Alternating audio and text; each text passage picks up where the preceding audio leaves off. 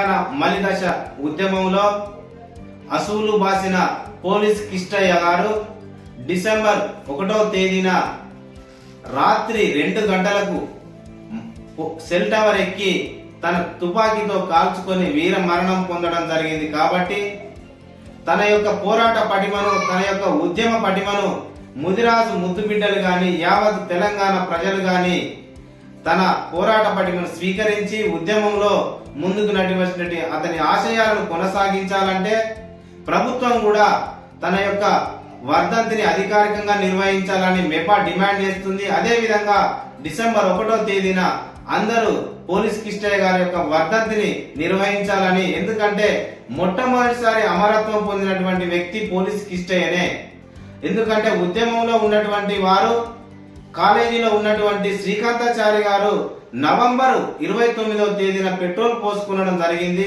December 3వ తారీఖున హాస్పిటల్లో వీర మరణం పొందడం జరిగింది. చరిత్ర పుటలలో మాత్రము శ్రీకాంతాచారి గారిదే ఉంది.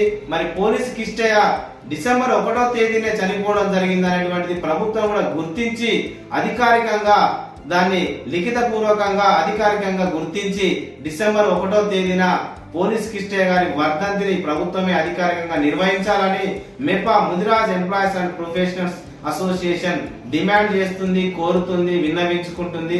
ఈ యొక్క రాష్ట్ర కమిటీ తరఫున దండు చిరంజీవి గారు, అదేవిధంగా సింగారపు రామకృష్ణ గారు, మేము రాష్ట్ర కమిటీ కూడా తీర్మానం మేరకు ప్రభుత్వాన్ని కూడా విన్నవించుకోవడం జరుగుతుంది అనేటువంటిది మీ ప్రభుత్వాన్ని కూడా విన్నవించుకుంటున్నాము.